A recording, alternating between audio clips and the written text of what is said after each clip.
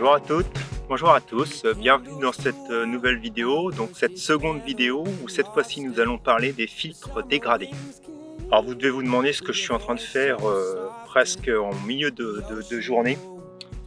Lunettes de soleil sur les yeux, un ciel bien bleu et essayer de vous apprendre à utiliser des filtres dégradés.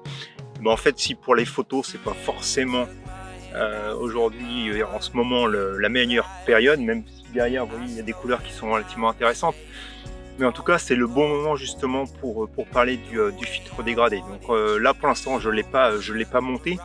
Je vais filmer l'arrière de mon appareil photo et puis on va faire un petit essai ensemble. Donc vous voyez derrière, donc on a donc ce paysage avec cette butte et ces couleurs de fougère là qui commencent un peu à devenir jaune, et puis au-dessus le ciel bleu. Donc en fait pourquoi je veux faire ça? Si vous vous rappelez, donc il y a quelques temps je vous expliquais comment on utilisait la mesure ponctuelle plutôt que la mesure matricielle. Donc c'est ce que je vais faire ici. Je vais faire une première mesure de lumière donc sur la partie des fougères ici, sur la colline, et puis je vais faire une deuxième mesure d'exposition sur le ciel.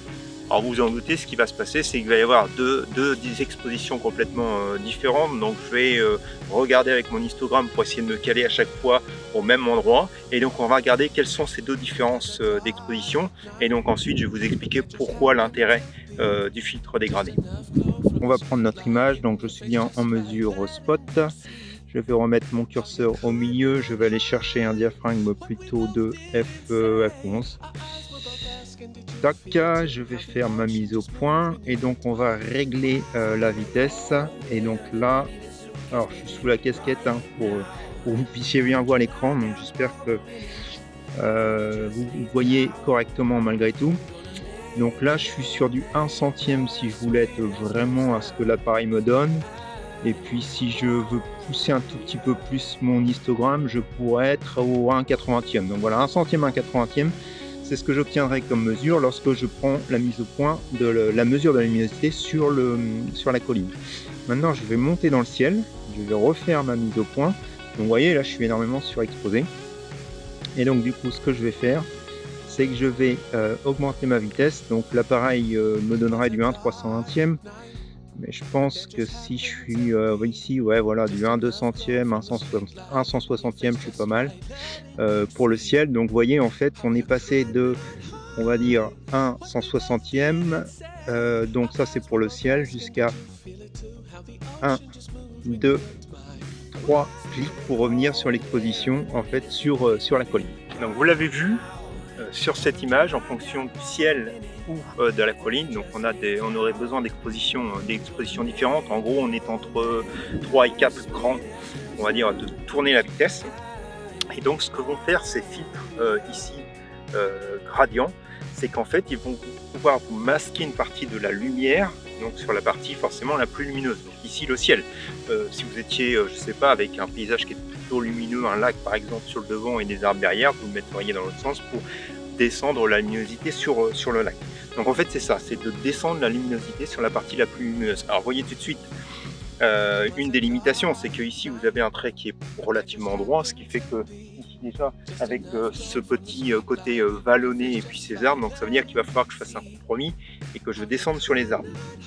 Donc sur ces genres de filtres, il faut savoir que vous avez la possibilité ici d'avoir différents types de gradients. C'est-à-dire un peu comme sur Lightroom quand vous mettez votre filtre gradient.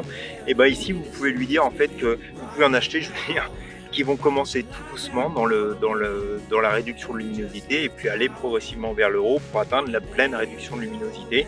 Et puis d'autres qui vont vraiment être une démarcation franche et nette, quasiment de 0 à 100% de l'effet en fait, de réduction de luminosité. Donc ici j'en ai dans les mains deux, donc celui-ci est un 0,9 ND, celui-ci est un 0,6 ND, donc celui-ci va stopper une fois de plus la lumière que celui-ci, donc 0,3 de plus sur celui-ci par rapport à celui-ci. Donc voilà, en fonction de ce que vous mesurez, c'est là que vous pouvez en mettre un, 2,06, 2,09, ou vous pouvez même éventuellement les combiner. Je ne vais pas combiner les deux, je crois qu'on l'avait déjà fait dans certaines vidéos, mais là je vais utiliser donc le 0,9, c'est-à-dire celui-ci. Je vais donc le monter sur le devant de l'appareil photo, et puis donc on va prendre la photo ensemble, et puis on va regarder ce que ça donne. Je vais mettre mon filtre, tac, Donc je me suis mis au 1/80e F11 comme on l'avait vu tout à l'heure. Toc, je vais descendre mon filtre. Donc là on voit toc, tout de suite l'effet.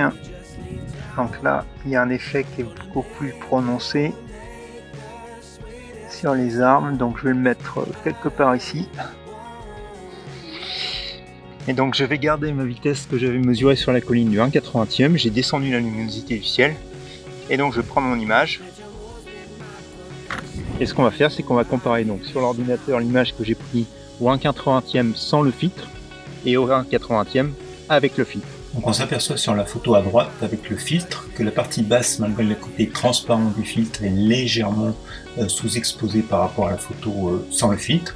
Par contre sur la partie haute, on voit effectivement l'effet gradient avec ce ciel qui est beaucoup plus bleu que sur la partie gauche et donc cette luminosité beaucoup plus atténuée sur la partie haute de l'image. J'espère que cette vidéo vous aura donné suffisamment d'informations sur l'utilisation d'un filtre dégradé.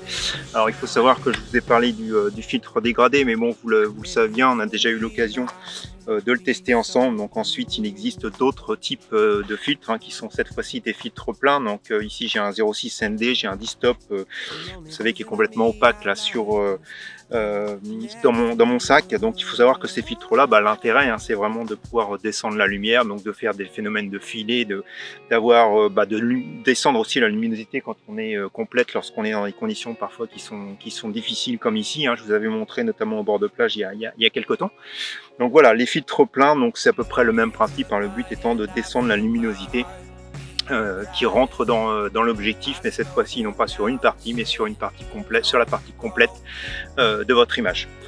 Voilà, je pense qu'on a fait le tour pour aujourd'hui. La prochaine vidéo, donc je vais parler de tout un tas d'autres filtres que je n'ai pas forcément dans mon sac, mais en fait on va aller au travers de tous ces filtres là parce que j'ai eu quelques questions et notamment une question sur le filtre UV, donc que je vais essayer de répondre la semaine prochaine, enfin dans la prochaine vidéo. Si vous avez aimé la vidéo d'aujourd'hui, écoutez, vous n'avez plus qu'à me mettre un petit pouce en l'air. Bien sûr, n'hésitez pas à commenter. Et puis je vous souhaite à tous et à toutes une bonne journée. Et puis je vous dis à bientôt pour de nouvelles expériences photographiques. Allez, au revoir!